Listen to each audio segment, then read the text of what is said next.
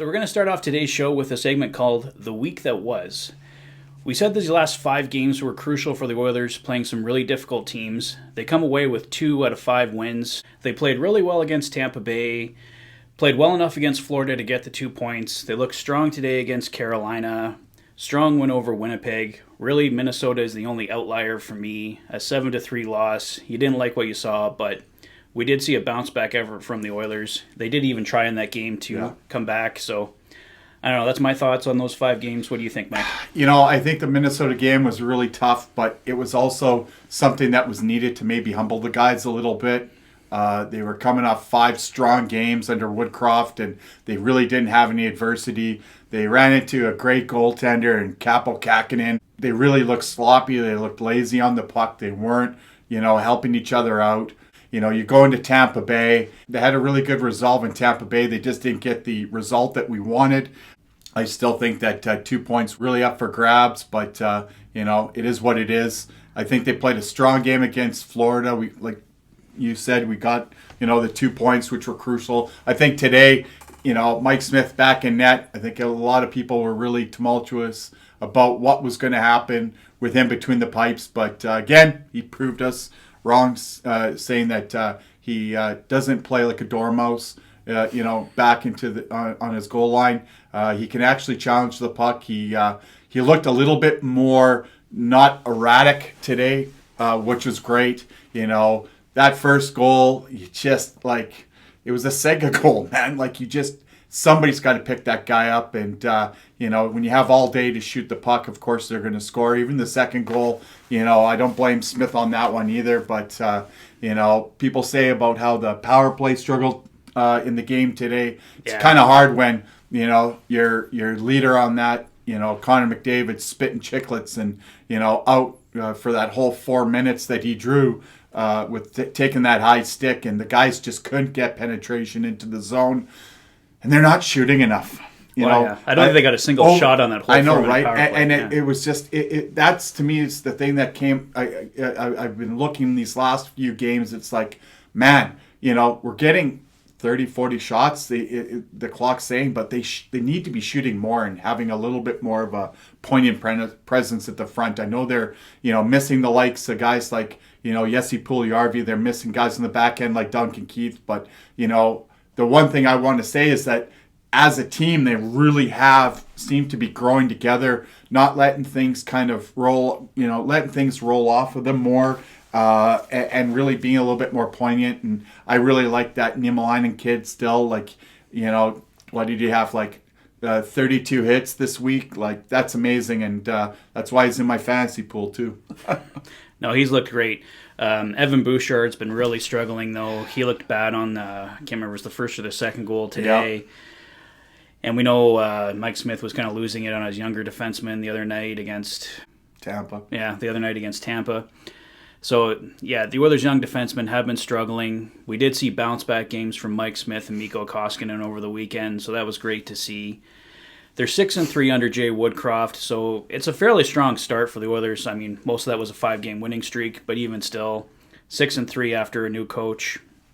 Well, you have to say, these last 3 games were, really against probably the 3 best teams in the National Hockey League, right? You take that horrible team from down south of us aside, the top 3 teams basically that are chasing are going to be probably chasing for Lord Stanley. We just played, and we were in every one of those games. Yeah, right? Exactly. It could have went either way. So I see you got to take and I like this what Woody said in his press conference after was take out the good parts of that. Don't focus on the negative parts of the game. Like I said, he's the nouveau 2022 Ralph Kruger in the fact that he's shiny, happy people. Keep it positive, and I think the guys are really taking that. I go we lost 2-1 to probably one of the best, if not the best team in the National Hockey League. They have the best penalty kill. We couldn't get penetration. I understand that, but we had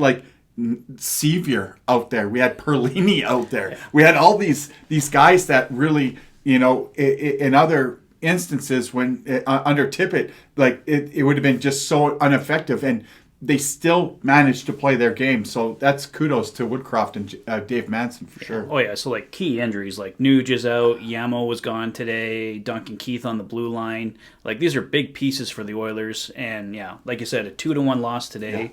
4-3 loss to Tampa. These weren't blowouts. The only really bad game was Minnesota out of this week. So I'd say big kudos to the Oilers. Yeah, it would have been nice to pick up a few more points. It would have been nice if it could maybe push the Tampa Bay or the Carolina game at least to overtime. Then you walk away with at least a point. But you know what? Like I said in my Fanatic rundown, the Oilers can leave Carolina with their heads held high. They put in a strong effort. The next 3 games this week, Philadelphia, Chicago, and Montreal, 6 key points for the Oilers to bank. They only got 4 out of the last 10 points. If they can pick up 3 wins, it's not going to be easy. It's not like these teams are just going to roll over and let them have the wins. But if they put in the kind of effort that they did against Tampa Bay, the kind of effort they put in today against Carolina, those are 3 winnable games, and 6 points up the standings could be absolutely huge for the Oilers. Well, especially on a team like Philadelphia we're coming into. We got 2 days off. They're going to get a practice day in there. Exactly. Right. Another practice day, which is something that, Manson and Woodcroft are really focusing on and emphasizing on, is being able to have those practice days, letting the guys go through systems, letting the guys have more of an understanding, get some guys fresh. Hopefully it's nothing too serious with Nuge, and maybe after these next 3 games, maybe we get Nuge back. Hopefully Yamo's just on the shelf for a couple days and he's back. Yeah, I think he's just day to day. Yeah. So it's slow and steady as she goes, but the thing is that just like in these last 3 games where they came up to task, they have to not do what the Oilers usually do, is play down to the level which they've had instances in the past. So we're going to see what this Woodcroft era can really abide by, because they had a five came out the gate, 5 wins in a row, had a little bit of adversity, now played 3 strong games against formidably probably 3 of the best teams, like I keep reiterating, in the National Hockey League. Now you're coming into a game against Philly and Chicago, and Montreal's no slouch either. They've won 4 or 5 in a row here too. So that's a good point. That's a good point. Yeah. You're coming into these 3 games. These are, like you said, 6 points that we need to have to get back into that second spot in the Pacific Division. And right now we're on the outside looking in with Dallas winning this afternoon. So everything is going to be key moving over the course of these next 3 months until the end of April. Yeah, that's a great point you made about the Oilers playing down to their opponent, because like I said, these are 6 points that they can bank, but they can't take these games lightly. They have to go in with the same kind of effort they gave Tampa Bay, same kind of effort they gave Carolina, because these could easily be 3 losses as well if they don't come out. Like I said, Montreal's on a heater right now. Chicago beat them 4-1 last time they played. Right? So in our own barn. So I think some retribution there. I think having some toughness on that back end. Brober's skating well. Niemelainen just needs to, he's going to have a couple days to, eat some Big Macs, maybe a couple steaks, and then he'll be running over guys again too. It's really good to see. And then, who do you pick from your goaltenders? I'd still love it if they would bring Skinner up and maybe give him a game or 2 here too, looking ahead. But, unfortunately with Koskinen and Mike Smith, it's the double-edged sword. It's like, it's fortunately, and it's like awesome that they had great games, but it also doesn't force Holland's hand to make any real poignant decisions when it comes to the goaltender. Yeah, because I really thought we were going to see Stuart Skinner come up for Tuesday's game against Philadelphia, but with the weekend that Koskinen and Smith had, it does buy Ken Holland some more time. But does one good game erase the bad games? Like, Koskinen had been playing well prior to this, but Smith had really been struggling. So I think all it could really take is like really one bad game, and then Skinner's name's going to come back up. Back on Friday, I think Skinner had another shutout in the American Hockey League for the Condors. So he's still playing hot, and I don't know. I think we still might see him sooner rather than later here. Yeah, 10-2-2 down in Bakersfield this year. Like, Skinner's really made a name for himself in the fact that,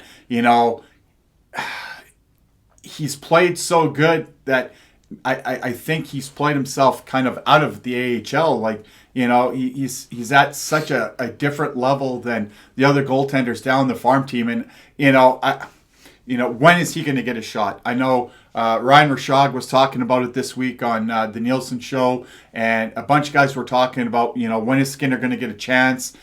I just don't know if Holland has the balls to give him that chance. I know it has to do with Holland and with Woodcroft and Manson, but at the same time, it's like, if there is affordable chemistry on the team, and if it ain't broke, don't fix it. But at some point you have to take that leap and go, okay, well, let's see what we got. And really, like I think Schauger said it the best was, take Skinner out for a run and see what he does.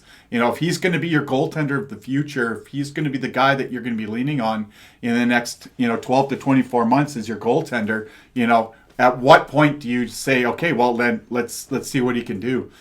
St. Louis did it with Binnington. What did he do? Oh, he only took him to the Stanley Cup final and won it, right? So yeah, I mean, obviously that's the outlier, but I don't know if Skinner would take them to the Stanley Cup finals. But I'm not saying that either. No, I'm just saying you don't know a person's potential until you throw him out there. For sure. Especially you're looking at what Woodcroft's done with these young guys. Like I said, like you got Broberg, you got Niemelainen, you got Bouchard kind of taking a step back. But, the problem that I find with Bouchard is that he was playing a little bit sheltered under Tippett.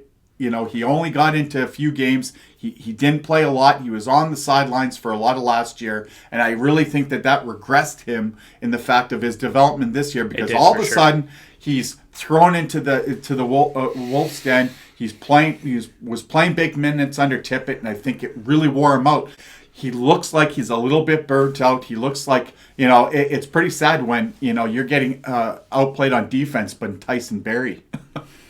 Well, see, and how key would it be if the Oilers can add another top 4 defenseman on the right side? You can play Bouchard down a little bit if you want. You can keep Ceci in the top pair or put Ceci in the second pairing and move Bouchard down. So would give the Oilers some options if they could bring in a guy like we've talked about, like Scott Mayfield, maybe Josh Manson from Anaheim. Mm-hmm. So right shot D, goaltender should definitely be the top targets for Ken Holland going into the trade deadline. Absolutely agree with you there.